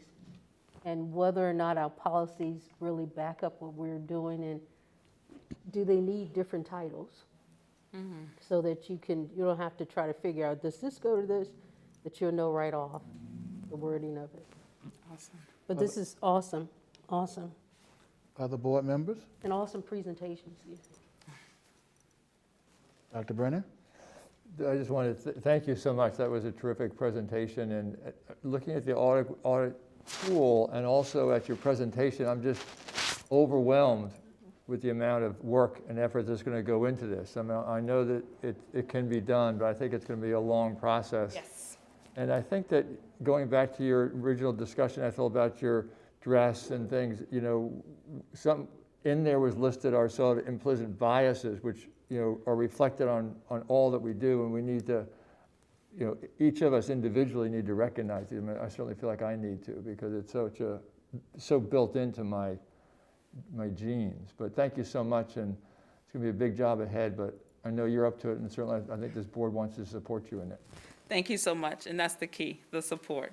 I know that I can't do it alone. I'm grateful for, of course, Dr. Edwards' leadership, because even down to the sunglasses and hats, she's encouraged us to lead with care, lead with care.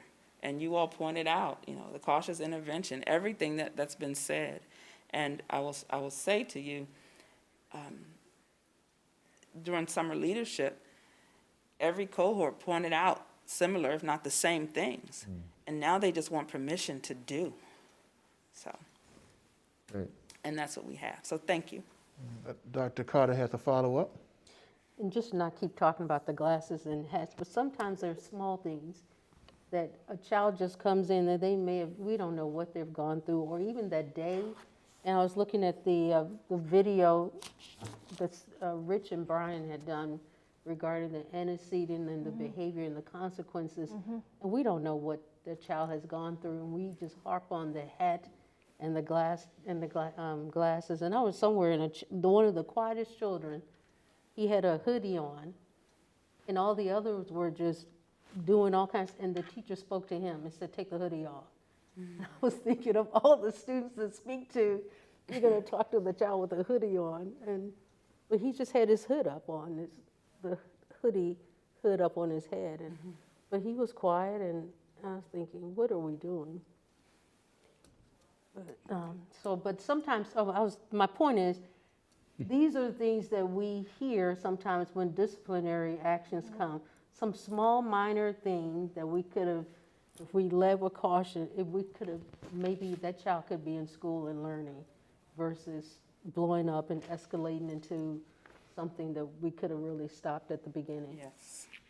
Or just take a more caution to look at. Well, if there are no other comments, I believe Ethel will now respond to us around the notion of the culture and climate survey data.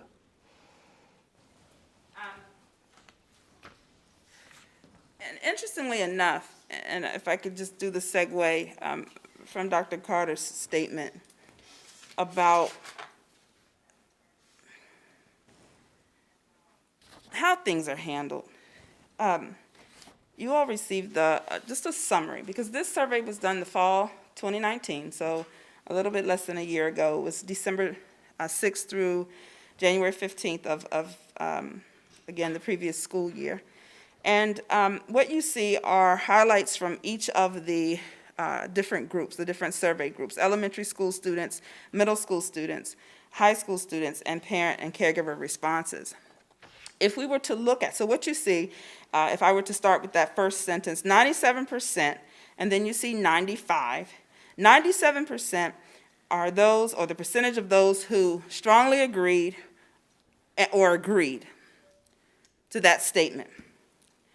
And Dr. Center, you helped us a few years back.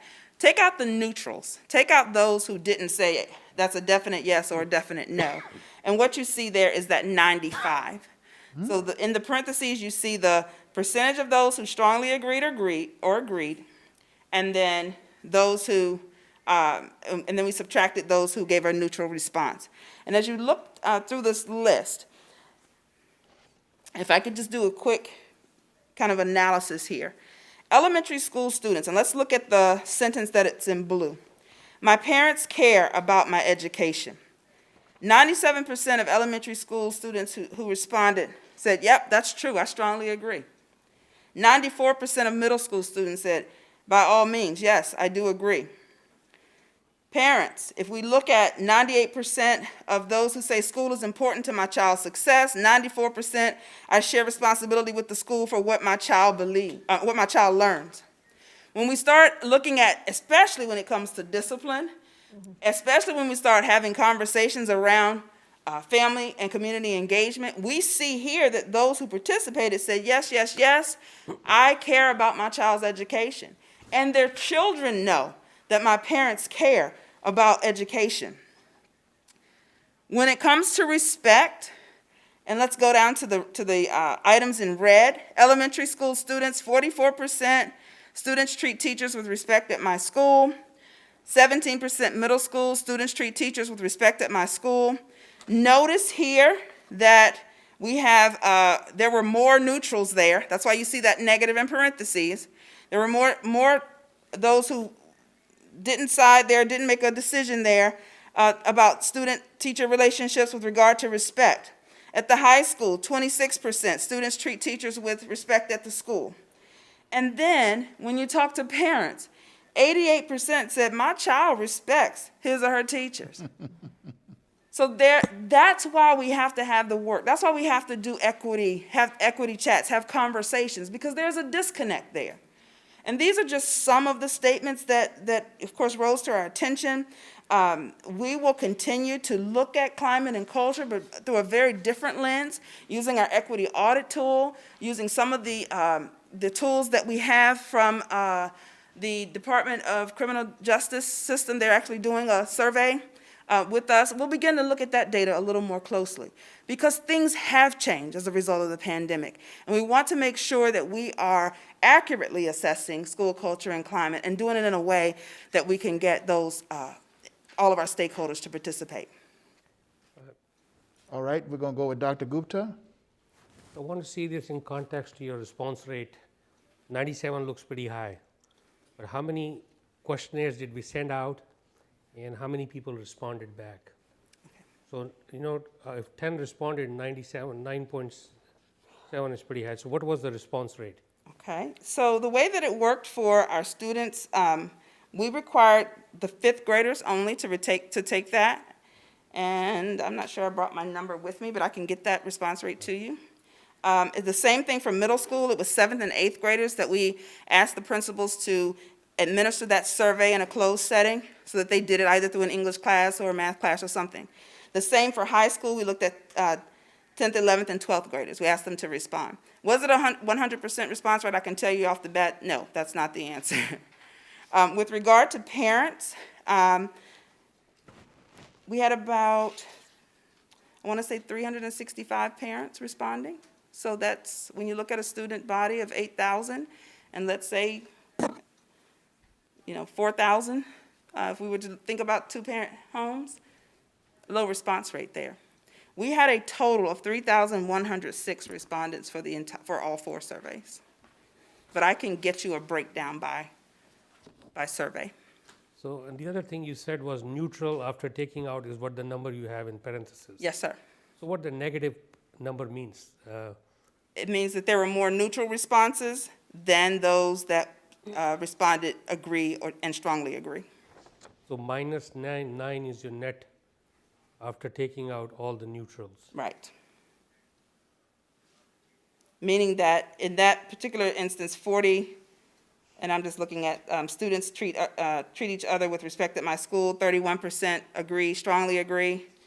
There would have been 40% that were neutral.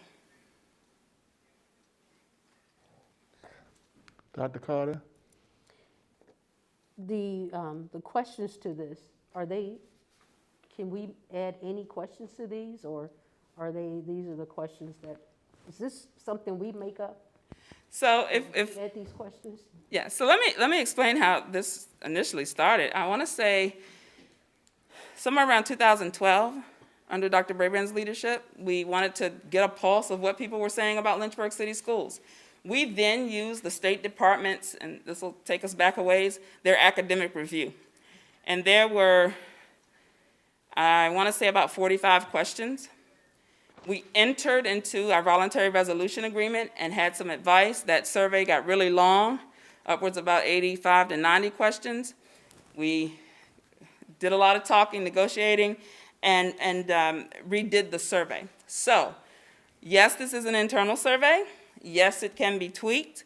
As we continue to look at the equity audit tools and some of the resources that are going to be available to us, it may be that this survey becomes completely different. But I'll, of course, follow the lead of my superintendent. Because I would be interested in seeing what the student says about my teacher treats me with respect. How those numbers, are. It says I treat my, And how they see, take it from their point of view. Yes. To see whether that has any impact on their numbers or. And I'm happy to share that. There was a statement there, and I'm happy to share that, yes. Okay, we do have can, that. I can share that with you. I don't have it tonight, but I will share it. Mr. Harvey? I find it very interesting when students, how they see themselves and their classmates treating teachers. Yes. The low amounts, and, obviously parents think their students respect their teachers a lot more. Yes. But I would be interested to see how the teachers felt, if they were being respected by the students. I mean, the numbers are pretty low amongst the students, how they see themselves or their classmates treating their teachers. I'd be interested to see, how the teachers see the students treating Yes. them. In addition to what Dr. Carter said about, how the students see the teachers treating the students. Yes. And what I'll do is I will pull any of those statements and share that information with you. That was a question that we did ask our teachers. Don't quote me, but I want to say we did have a pulse there. But let me make sure I get that accurate for you. Ms. Morris, and then Dr. Gupta, then Dr. Carter. And I think that's something to consider when we're talking about respect is your definition of Yes. respect. I might say, you're showing respect, you show respect by doing these things. And the student might think, I show respect, but I'm not, you think I'm being disrespectful, but I'm not, because I'm loud and I'm use my hands and you're telling me. So it really is a matter of how we define. And there are many different definitions, so that is critical. Yes. We're not all looking at it from the same point of view. Yes. I also found that the comments, for years, I would come in and read every single comment that the students wrote on there, and some of those comments were far more insightful than any of the statistics, Wow. because they were relating their own feelings about, this teacher doesn't like me because, or I really like this teacher because. And so those comments gave me more of a sense. I also read a comment, if I have to do this survey one more time, I'm not. They wanted to see some action or something happening as a result of the survey. And they were frustrated that they didn't think it. And I'm glad that you spoke up and regarding that, because even as we started this school year, the Student Services Department and my department work with regard to social emotional learning, and we talked about spending time at the beginning and even on those Zooms, gauging how our students are doing, talking about expectations. What is respect? What is disrespect? Making sure that everyone is on the same page. I think when we talk about expectations and having expectations, those are the kinds of things that still have to be discussed and have to be shared. Just as an example, if I've been in homes where they say, you have to take off your shoes, but you have to tell me I have to take off my shoes. I don't want to be disrespectful. If I come to your house and the rule is I need to take off my shoes, please tell me so that I'm not walking into your home with my shoes on. You have to tell me. So there has to be conversation and a safe space to have those conversations. Dr. Gupta? You have the employees respond to the survey. Yes. And I was wondering, since we're talking about equity and inclusion, how do the employees feel treatment from their colleagues and from their peers, as well as the people who are administering them, from the administrators? Because from a teacher-student relationship, that is captured, in your respect thing. Yes. How will that be captured, or will it be interesting to capture that to look at if the system is completely equitable, they feel comfortable where they're working, and they're treated with respect. And that's something we'll take into consideration, yes. There are questions regarding that, Dr. Gupta, and just to tie it full circle, because one of the things you talked about was just how this all connects, and as I think through some of our evaluations, it's what do we do with the data, and how do we use the data in a constructive way? So I know from a principal's perspective, there is teacher-principal data in there, because we discussed that during some of their evaluations and how they use that data for that. So would you be able to share that information? Is that private? Was it part of this survey? The questions that the teachers asked, it's part of the survey. There's questions. Okay, we can look into that. Dr. Carter? Esther, I'm just happy now that you have some clear guidance with this, the tool, and it's an awesome tool, and it'll just be, and you can use that as your guiding document to really, we can really make some movement. I'm happy for you for that, because I know you've been really wanting something like that. Yes. Thank you. Well, Ethel, you have been used a lot tonight to further reveal a lot that you and your team under our superintendent. We're grateful. Thank you, Ms. Morrison, for helping us to appreciate as we use these mixed methodologies that the qualitative information is so insightful in terms of being able to sense what we need to do. I would like to ask the board at this time, is there anyone else who would like to make a comment or statement before we wrap up? I think this has been a great start to the format of a department, and I think we will never forget the presentation that you shared with us tonight, and all are eager to get involved where we can in helping to make this happen in our school division, and it already is, and we're thankful to you and your team for your great work. Anyone? All right, let's give Ethel Reeves and her team a great big hand. That was powerful. Powerful.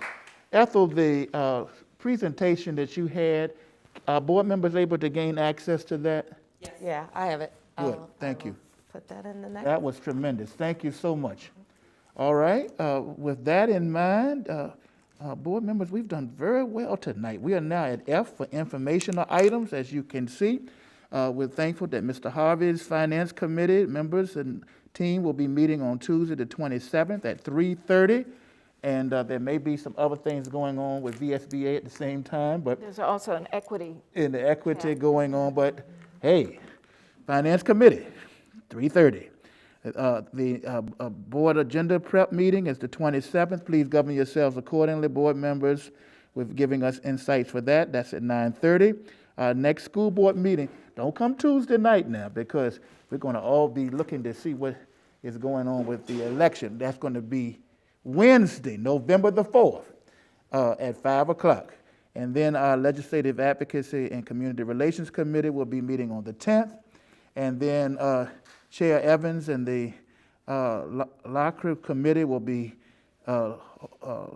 leading us in that wonderful breakfast that we are going to have on November the 13th. Well, actually, it will be a virtual experience from 9 to 10.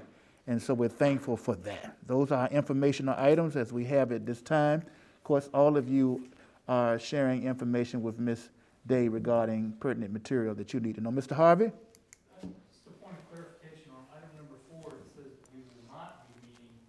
Will there be a meeting, or will there? Well, thank you for that, Mr. Evans. Dr. Brennan, do you want to speak to that? There's not, Okay. because we're having the meeting on the 13th with the state legislature, so still no November meeting. That all right. statement is correct. That is correct, and Correct. this is correct, and I might have said there was, so it will not be. That is correct, because we're going to be on the 13th. Thank you for that, Mr. Harvey. Any other dynamics for informational items? Then we will now move. I have no additional items or comments at this time. Dr. Edwards, do you? Yep, I just want to, it's not in our agenda, but just remind the public that on Thursday night at 5:30, we'll be having a live meeting here to discuss the SROs and the MOUs. It'll be myself, Director Brown, Chief Zudema will also be here, and I believe Elsa Ramirez will also join us. And what we're going to do is we've going to post the MOU on our website for public comment. Any questions that the public has, the board has also had access to it. In November, during our November work session, the board will discuss in detail the MOU and our relationship with our SROs. So we wanted an opportunity to just share with the public what we do, what our current program looks like, what our MOU looks like, and have that discussion. And I don't think it's going to be Zoom. I do believe it's probably going to be correct me, Ethel, a YouTube Live or not YouTube, what is that? Oh gosh, now I can't think of the social. The event on Thursday. I believe it's YouTube. It's YouTube? Okay, YouTube Live event, not a Zoom event. So it's not, people. We'll be here. It'll be broadcast out live that people can watch it. But we are taking any kind of questions or anything. We're going to post after. But not to show up here to ask questions. No, don't show up here. Don't. With just wanna make it- social distancing, we just felt like we couldn't accommodate folks. But we do want to put out as much information and then have people, I think there's going to be a form that they can fill out to ask questions or make comments about the MOU, which we will use in part of our discussion when we have it in November. But we wanted to get the public input ahead of time. So on this Thursday at 5:30, 5:30, yes. this coming Thursday. This coming, yep. All right. Thank you, Dr. Edwards, for that. And again, Ms. Reeves, thank everybody. And at this point, we are at item H1, which is a motion for adjournment, which will get us at 2 hours and 6 minutes, which will be our shortest meeting in quite some time. Is there a motion to adjourn? COVID started. All right, it's been moved that we would adjourn. It's properly seconded by Dr.